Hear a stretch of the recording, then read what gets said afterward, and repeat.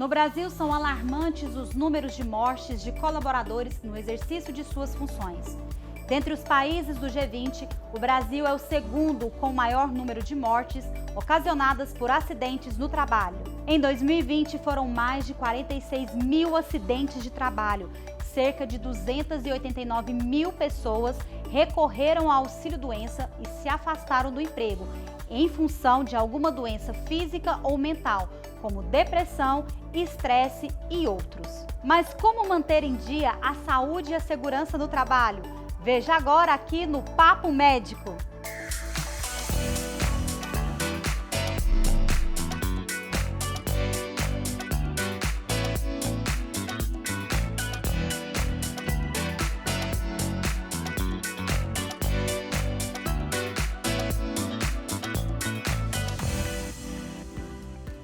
O nosso papo de hoje é com a doutora Catarina Cremonesi. Ela é graduada em Medicina pela Faculdade de Ciências Médicas de Pernambuco, especialista em Pediatria e Medicina do Trabalho, cooperada da Unimed Anápolis há 31 anos. Doutora Catarina, bem-vinda ao Papo Médico. Agradeço o convite e fico muito feliz de estar aqui com vocês. Vamos começar então explicando o que é o médico do trabalho. A medicina do trabalho é uma especialidade dentro da medicina que cuida da saúde do trabalhador. Se a gente for analisar o nosso dia, das 24 horas, 8 são para dormir, 8 são para trabalhar e sobram 8 horas para a gente fazer tudo que a gente gosta. Então, o trabalho impacta, sim, muito a nossa vida, então, e origina doenças às vezes. E o que é considerado acidente do trabalho? Acidente do trabalho é todo aquele evento que ocorre no trabalho, né? No horário e local de trabalho, com exceção do acidente de trajeto, que é no percurso entre o trabalho e a residência ou a residência e o trabalho. Mas o acidente típico do trabalho é aquele que ocorre no local e horário de trabalho. As doenças do trabalho, elas são consideradas acidentes do trabalho também.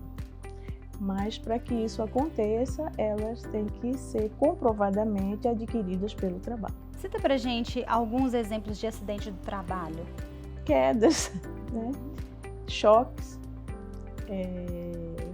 Acho que os mais comuns acidentes de trânsito, né, enquanto o trabalhador está exercendo a função de motorista ou pilotando moto, avião, enfim. Mas basicamente são esses eventos mais desastrosos, né? Acidentes acontecem, né? Mas nós podemos tomar alguns cuidados para preveni-los. Quais as práticas de prevenção a acidentes e doenças do trabalho? A gente entende que todo acidente ele pode ser prevenido, né?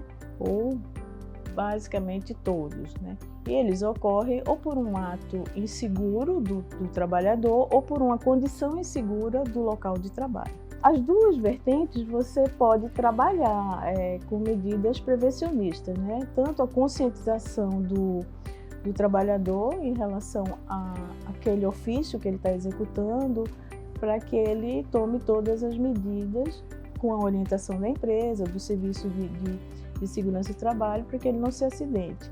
E a parte de engenharia de segurança, ela cuida desses riscos que podem ocorrer no trabalho e gerenciam medidas de segurança para que não ocorram os acidentes. Exemplo, um corrimão na escada, então o aviso ao descer ou ao subir a escada, segure no corrimão. Isso é uma prática prevencionista, né? E, por outro lado, o trabalhador tem que se conscientizar e a empresa tem que trabalhar com conscientização dos trabalhadores em relação aos acidentes. Então, a gente pode falar que são, assim, coisas simples do dia a dia que podem prevenir esses acidentes. Colocar a faixa, né, antiderrapante nos degraus, né, nas escadas.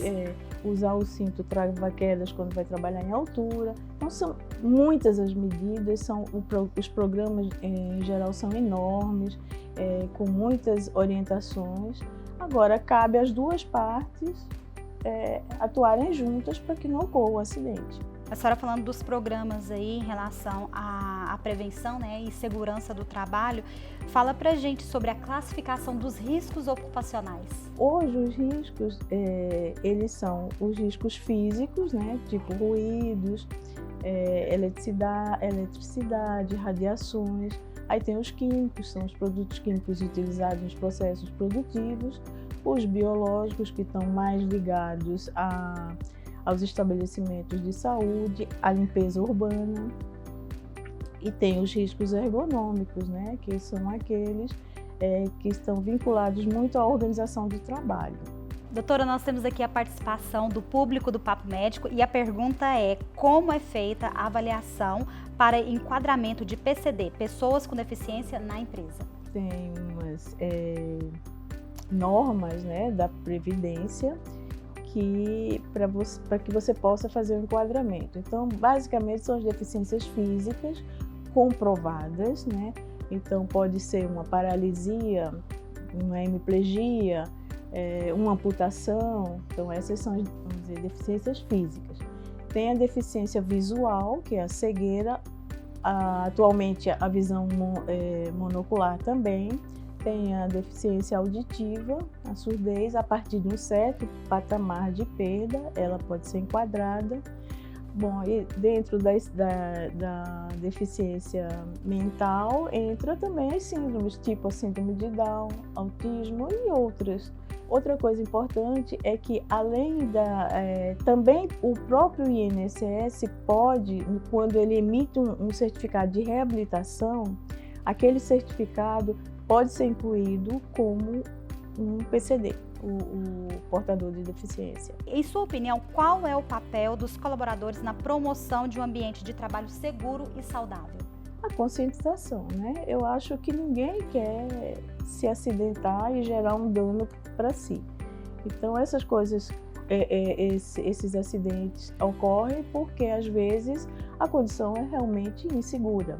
O trânsito, um motoboy, ele está 100% trabalhando numa condição insegura e dependendo dos outros também, né?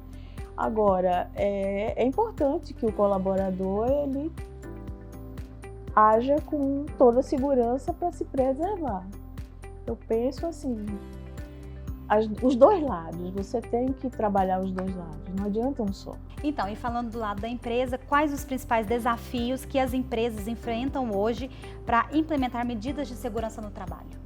Partindo, vamos dizer, do lado econômico, as empresas hoje trabalham de uma forma enxuta, né, com quantitativo de trabalhadores baixo, né, e com a produtividade cada vez maior para competir no mercado. Então, isso por si só já gera muita dificuldade em você dar treinamentos, obedecer 100% das normas regulamentadoras do Ministério do Trabalho. Então, eu acho que a correria e a pressa hoje é a maior dificuldade. Nós temos aqui outra pergunta do público do Papo Médico. Em relação às questões de saúde mental no trabalho, quais são os sinais de alerta que devemos observar?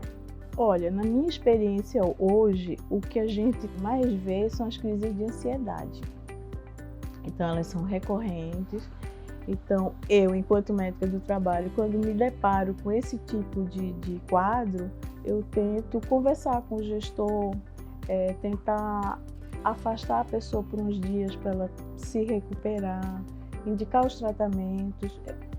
É isso, você tem que estar atenta aos sinais. Os sinais normalmente são ou quadros depressivos ou quadros de ansiedade. Fala pra gente onde que entra a síndrome de burnout aí nessa situação. Então, a síndrome de burnout, hoje ela é reconhecidamente uma doença do trabalho, só que o diagnóstico dela, para você linkar com o trabalho, ele é muito difícil, porque o colaborador ele não pode ser uma pessoa que tem depressão ou que tem uma ansiedade generalizada. Qualquer outra doença mental, ela afasta a síndrome de burnout. Então, tem aquela pessoa que já tem um perfil depressivo e que aí está trabalhando sobre uma exigência maior, e aí ela descompensa, e aí acha que é burnout. Nem sempre é. Quando devemos procurar um médico do trabalho? Sempre.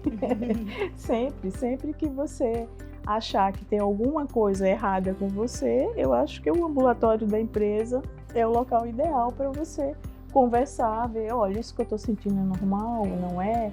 Eu acho que as empresas que não têm um médico do trabalho presencial, que é a maioria, procure o seu médico para conversar, para que ele tome alguma atitude em relação à empresa, de encaminhar, de dar um atestado, enfim. Porque nem todas têm. Existe um quadro hoje que você, a partir de tantos funcionários, dependendo do risco, você é obrigado a ter um médico de trabalho lá. A maioria são clínicas terceirizadas que fazem esse trabalho e que o trabalhador não tem acesso, porque ele precisa do encaminhamento da empresa. Doutora, a gente sabe que também é considerado acidente de trabalho as doenças ocupacionais que surgem após anos de trabalho. Como que é feito esse diagnóstico? Qualquer doença que você possa diagnosticar como sendo do trabalho ou relacionada ao trabalho, não importa o tempo de trabalho, ela vai ser considerada uma doença do trabalho, desde que o trabalho levou a pessoa a adoecer. E aí tem que fazer um estudo, toda uma investigação para ter esse diagnóstico concluso, né? Então, de uma maneira geral, isso é muito complexo, porque a partir do momento que você diagnostica uma doença do trabalho, você é obrigado a emitir uma comunicação de acidente de trabalho. Se houver afastamento, a pessoa tem uma estabilidade e que nem sempre é justo, caso o diagnóstico esteja errado. Por isso que precisa ter muito cuidado para não levar nenhum impacto para a empresa e nem para o trabalhador. Ok, doutora Catarina Cremonese, obrigada por sua participação aqui conosco. O prazer foi meu, como eu disse no início, e estou à disposição de vocês para alguma dúvida que eu consiga sanar. Esse foi o Papo Médico de hoje. Informações importantes sobre saúde com médicos especialistas no assunto, você vê aqui. Curta, comente e compartilhe. Muito obrigada e até o próximo Papo Médico.